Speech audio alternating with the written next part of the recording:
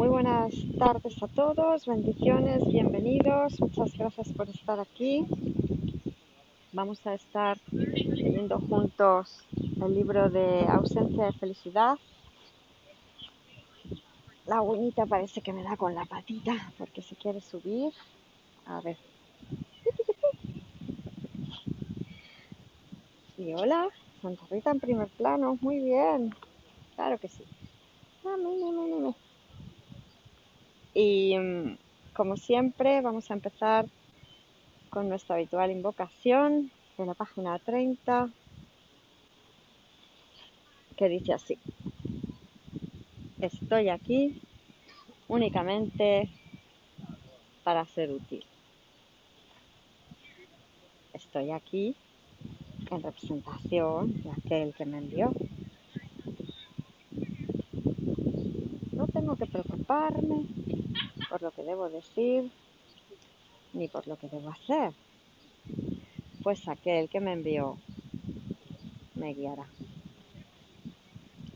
Me siento satisfecha de estar donde quiera que Él desee, porque sé que Él estará allí conmigo. Sanaré a medida que le permita enseñarme a sanar. Muchísimas gracias. Bendiciones. Bienvenidos. Pareciera que se le ha salido la ilusoria patita del arnés. Vamos a ver. ¡Ay, la Puchi! Ya, aquí, tranquilita. Venga. Mire, mire, mire. Mire, mire, mire. Muy bien. Muy bien, Santa Rita. Bendita, bonita. Chiquitita. ¡Ah, puchu, puchu, pu! Pareciera que está aparentemente mimosa, que no sabe lo que quiere ilusoriamente. ¿Ya? ¿Vine? Pues no. Que sí, que no, que no, que sí, que me subo, que me bajo, que me subo. A ver, fin, ven.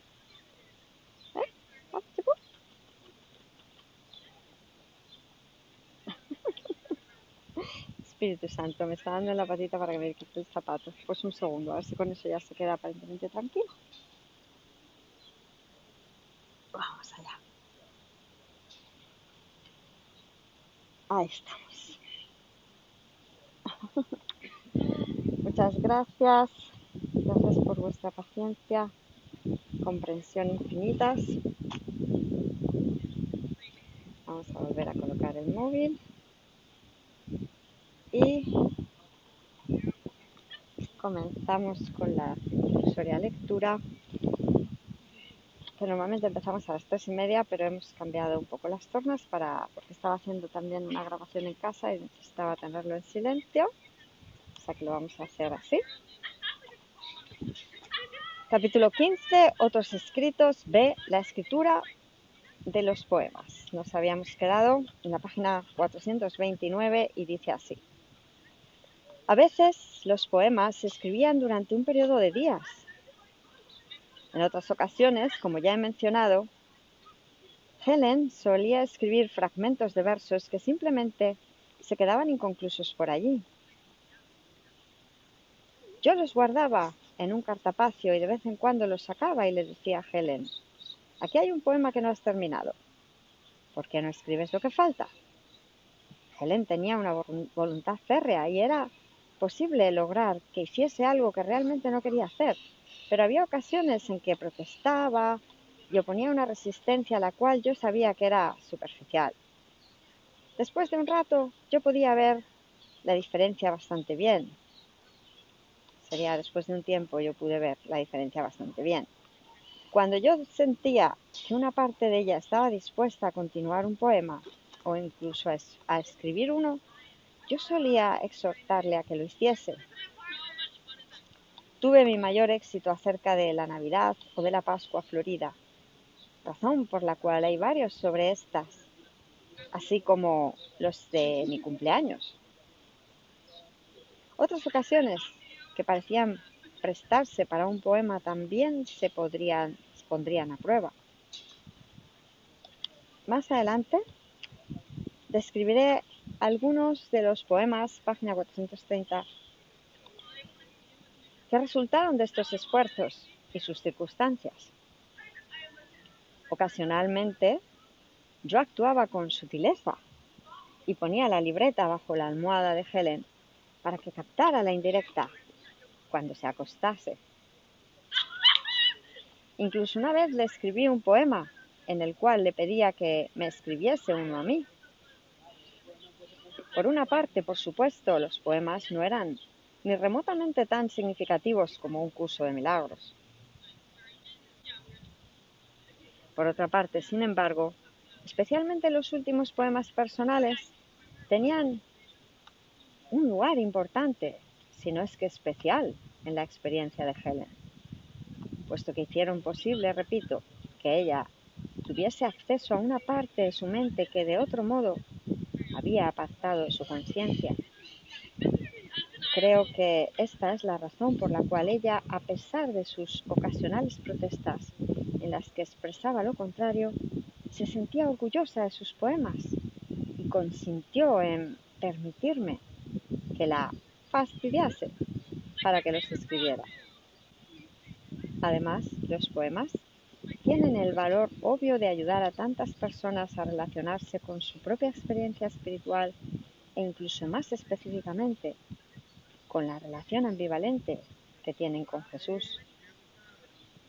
Jesús obviamente los valoraba también. Una mañana salíamos del apartamento de Helen hacia el centro médico y ella tenía su libreta consigo puesto que estaba en vías de escribir un poema. Casi cruzábamos la puerta cuando ella se detuvo para expresar su preocupación por no haberse traído un informe psicológico en el cual estaba trabajando. Jesús le respondió: «Eso no es lo que dejarás tras de ti», con lo cual se refería al importante legado de su poesía, sin mencionar un curso de milagros de por sí, y no a su trabajo profesional, el cual su ego, por supuesto, consideraba de gran valor. Solo hubo una ocasión en la cual un fragmento de poema continuamente resistía todos mis esfuerzos para convencer a Helen de que lo terminase. Todos los demás fragmentos finalmente encontraron hogar en un poema, pero de algún modo Helen nunca pudo terminar este en particular. Los versos parecían particularmente interesantes, sin mencionar cuán profundos, mas mis exhortaciones siempre fueron en vano. Finalmente, después de muchos meses de esto, Helen me dijo que este fragmento no era un poema en absoluto, sino que su lugar estaba en el curso en sí. Está fechado el 15 de junio de 1971, mientras Helen estaba escribiendo el libro de ejercicios, y poco antes del periodo cuando escribió un cúmulo de pequeños poemas. Pero el fragmento reflejaba un nivel mucho más sofisticado que estos poemas iniciales, y ese ciertamente era más apropiado para un curso de milagros. Y luego Helen me dijo: búscale el lugar. Bueno, esta frase en castellano parece no estar bien construida. Búscale tú el lugar, será. Aquí parece haber una errata de edición. Y sigue diciendo San Kenneth Wapnick: así lo hice, obviamente con mucha ayuda. El reto de encontrar el lugar adecuado implicaba forma y contenido. El fragmento estaba escrito en verso libre, de modo que la ubicación tenía que armonizar con la poesía y, por supuesto, el tema del fragmento tenía que ajustarse al tema del párrafo en el cual se colocaría. El lugar que claramente le corresponde está al final del capítulo 27, en el 10º párrafo de la sección El soñador del sueño. El fragmento sí parece ajustarse a la perfección en medio del párrafo. Las 8 líneas, tal como Helen las escribió originalmente, son: hay un riesgo en pensar que la muerte es la paz y que pretenda el mundo al cuerpo equiparar con el ser que Dios creó. Mas no puede una cosa ser su opuesto jamás, y la muerte es lo opuesto a la paz, pues de la vida es lo opuesto por igual. Y la vida es la paz. Despierta y en la muerte ya no pienses jamás, y hallarás que de Dios ya posees la paz. Y sigue diciendo San Kenneth Wapnick: debo mencionar también que casi todos los poemas de Helen están escritos en pentámero yámbico, la métrica utilizada por Shakespeare. La única excepción a esto en los últimos poemas es la invitación, en la cual 4 líneas tienen menos de 5 metros o medidas. Y por supuesto, como mencioné antes, una parte de Un curso de milagros también está escrito en el mismo verso libre. De hecho, Helen no consideraba que ningún poema amétrico fuese un poema. Yo mismo escribí un gran número de poemas, muchos de ellos para Helen, como mencionaré más adelante. Uno de ellos no estaba dentro de una métrica, y Helen dijo desdeñosamente: «Esto no es un poema». Ya hemos visto cómo ella prestaba cuidadosa atención a la forma o estilo del curso y cuán satisfecha se sentía con el elevado nivel poético de su lenguaje. Por lo tanto, ella consideraba que esta poesía era un regalo de Jesús para ella.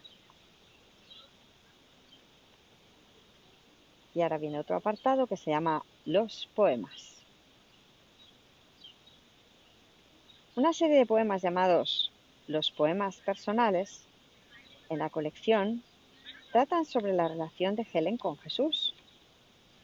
Uno de los valores reales de este grupo son, en particular, uno de los valores de este grupo en particular es su claro planteamiento, estamos en la página 432, su claro planteamiento de la profundidad e intensidad de la relación de Helen con Jesús, el lado positivo y el negativo.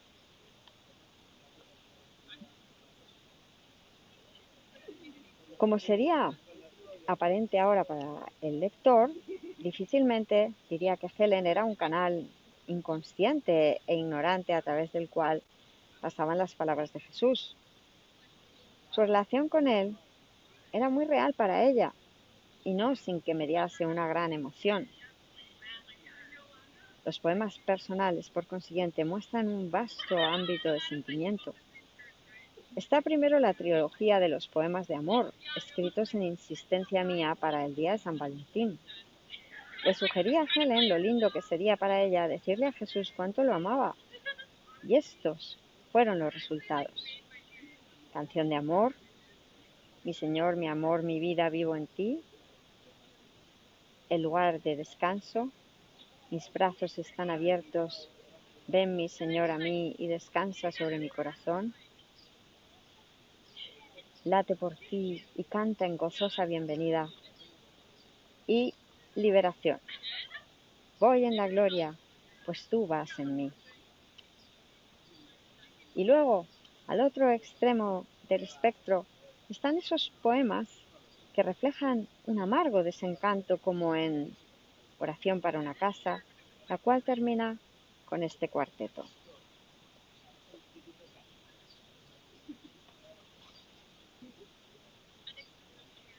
Se suponía que este templo fuese levantado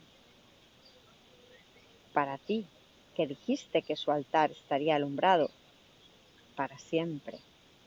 Y pensé que habías dicho que no puede ser tumba un altar santo.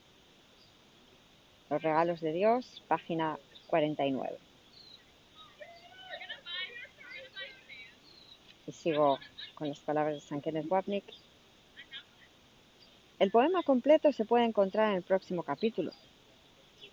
Estos poemas, por lo tanto, revelan la profundidad inconsciente de su amor y su añoranza por Jesús, juntos con la ira y la desesperación por lo que ella percibía como promesas incumplidas por Jesús.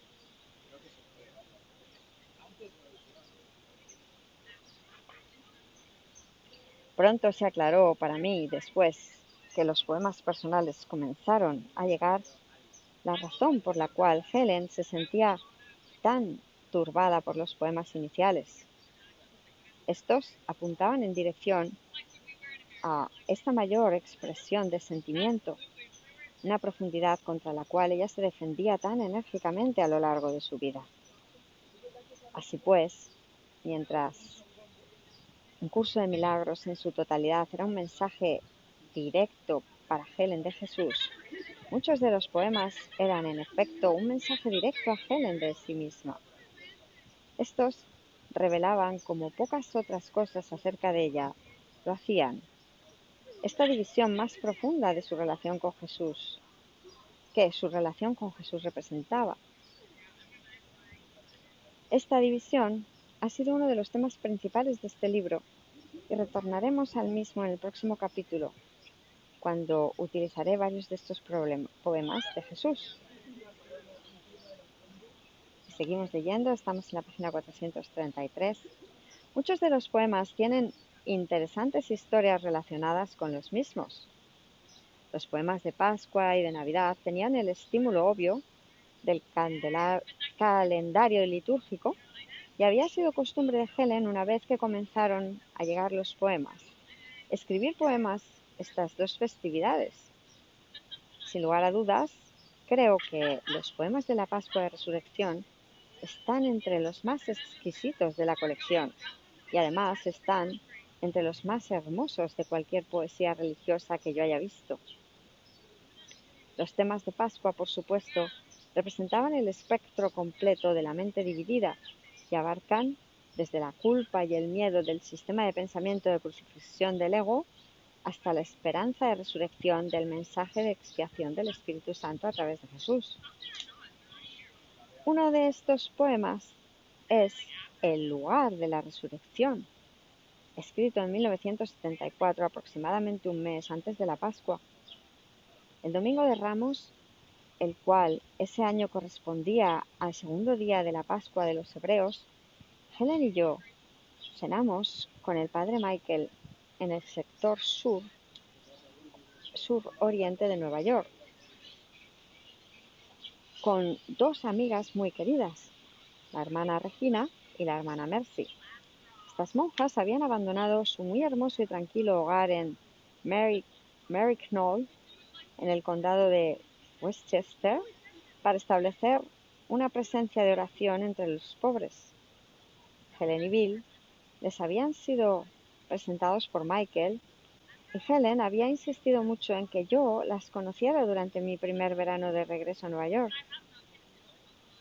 Lo hice y pronto nos hicimos buenos amigos. Como las hermanas no vivían a más de 15 o 20 minutos de distancia a pie del apartamento de Helen, ocasionalmente ella y yo solíamos visitarlas, puesto que a Helen siempre le gustaba sentarse y orar con ellas. Nuestro plan para este Domingo de Ramos era tener una cena ceremonial judía, Seder, la cual yo dirigiría, seguida por una misa que diría el padre Michael para nosotros en la capilla de las hermanas.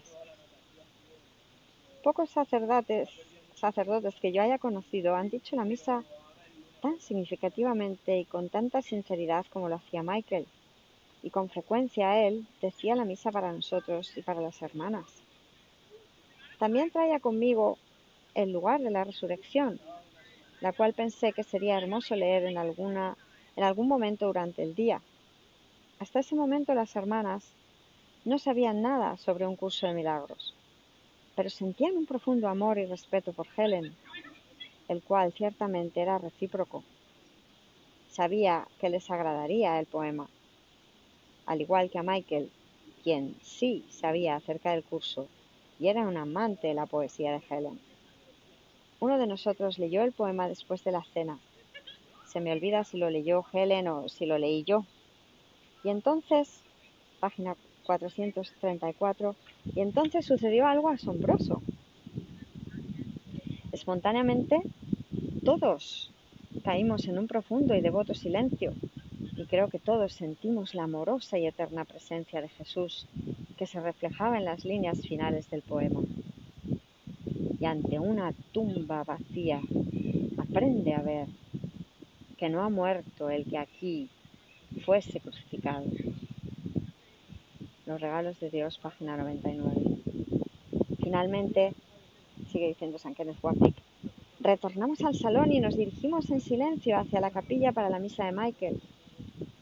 De regreso a casa, Helen y yo íbamos recordando ese instante eterno y siempre atento a una oportunidad para otro poema. Le sugerí a Helen que escribiese un poema sobre lo que había sucedido. Generalmente yo podía sentir cuando Helen estaba preñada con un nuevo poema y actuaba como una partera, por así decirlo. Incluso al día siguiente Helen me obsequió con Transformación, uno de sus más bellos poemas, yo creo. El mismo comienza. Súbitamente ocurre, hay una voz que pronuncia una palabra y todo cambia.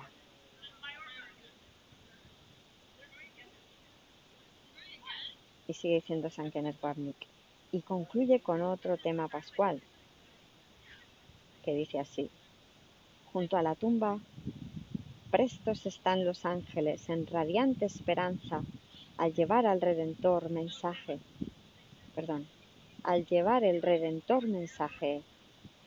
Que libre seas y que aquí no te quedes.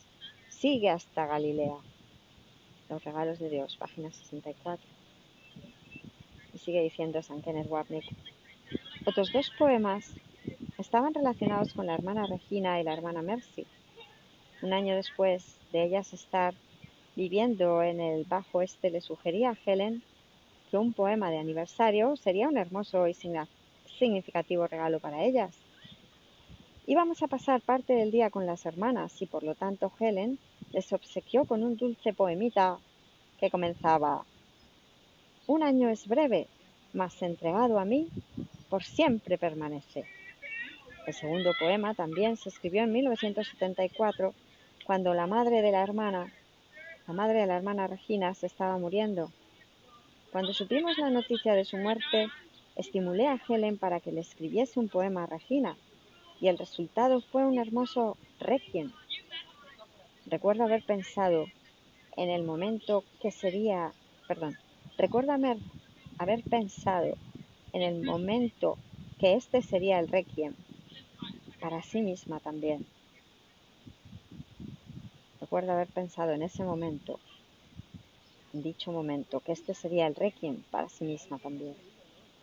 Hay un gran número de poemas que Helen había escrito para mí y algunos de estos también están asociados con interesantes historias. Comenzaré con el primero. Despierta en calma, se llama. Escrito en enero de 1974. Este estaba directamente asociado con el comienzo de nuestra edición. Ya he hablado de los incidentes que nos llevaron a Helen y a mí a la edición final del manuscrito del curso.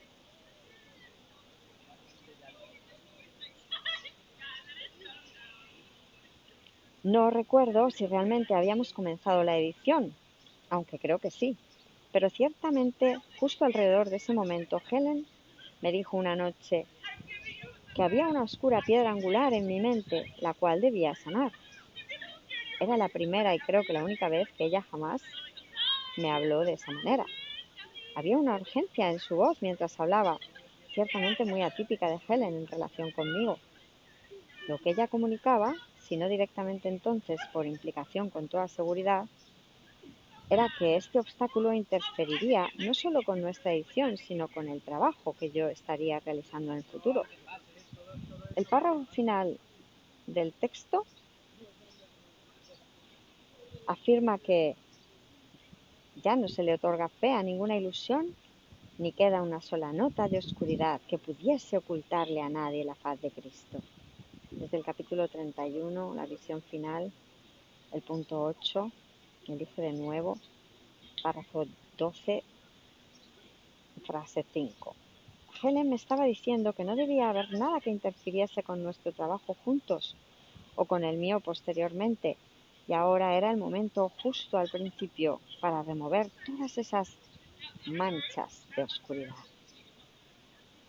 Le respondí que no sabía qué era esta mancha, pero que ciertamente estaba listo para proceder a ponerla al descubierto.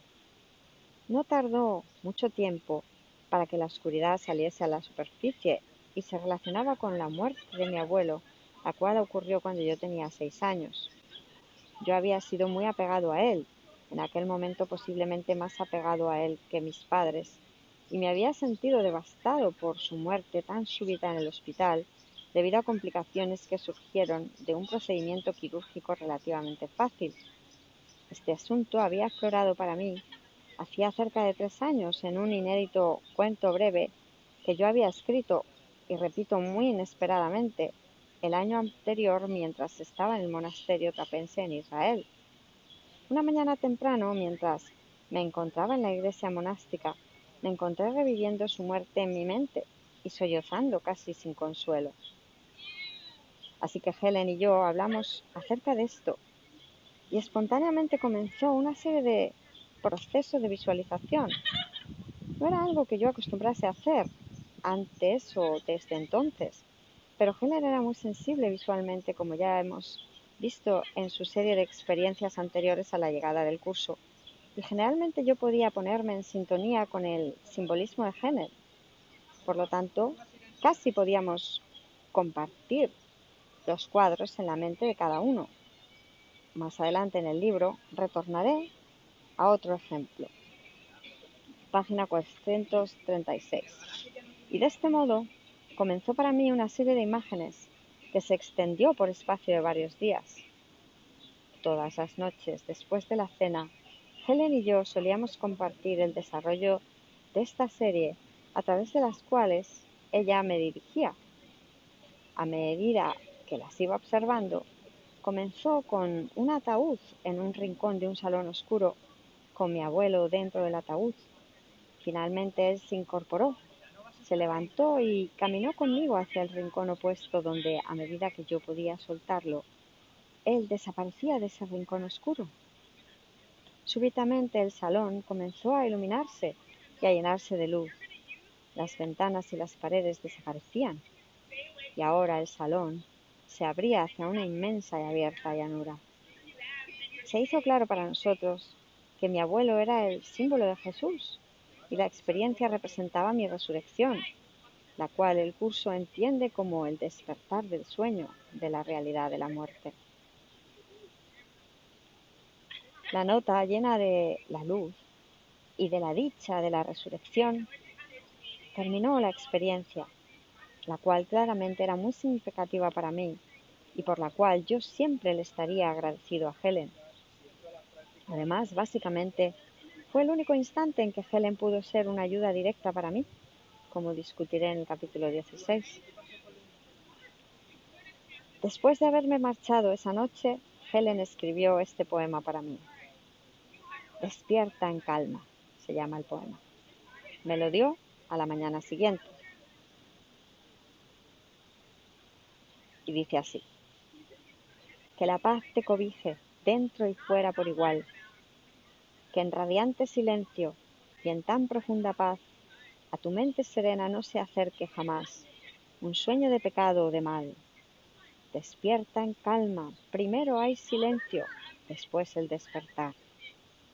Ahora es el momento asignado al fin de tu sueño. Cuna es de sosiego donde a renacer llegas. El Cristo ya se aviva en el hogar, te ha elegido para que sea su hogar. Sobre tus ojos su visión descansa ya, y pronto contemplarás su faz y olvidarás todas las fantasías que reales parecían antes de la calma llegar. El Hijo de Dios, al unirse a ti, ha llegado. Su mano radiante en tu hombro se ha posado. La voz queda de Dios del cielo habla sin cesar, y podrás escuchar su único mensaje, llamarte hacia sí mismo, de su morada eterna a despertar en Dios. Los regalos de Dios, página 73. Tenemos que tener en cuenta que están originariamente escritos en inglés, por lo cual la aparente sonoridad se aprecia mejor si se leen en inglés, ilusoriamente. Bueno, hermanos milagrosos, pues lo vamos a dejar aquí por hoy. Ha sido un honor seguir compartiendo. Nos quedamos en la página 400, para empezar la página 437.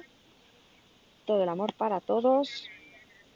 Llegaré a casa en una media horita aproximadamente, o sea que volveremos a compartir aproximadamente a las 4 para hacer la lección y seguir con los principios de los milagros, que estamos por el 46. Pues muchas gracias, bendiciones, todo el amor. Os hago, si queréis, una panorámica del ilusorio retiro, que es donde parezco estar.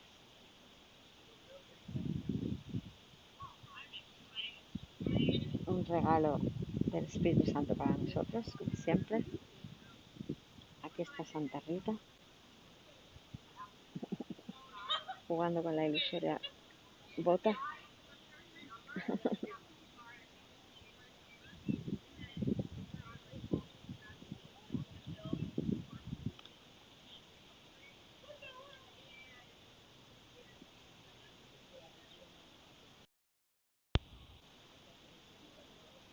Cambiamos la panorámica.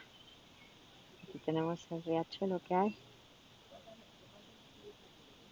Hermanitas tranquilamente sentadas, compartiendo en el amor de Dios. Ahí al fondo está el estanque ilusorio del inexistente Parque del Retiro.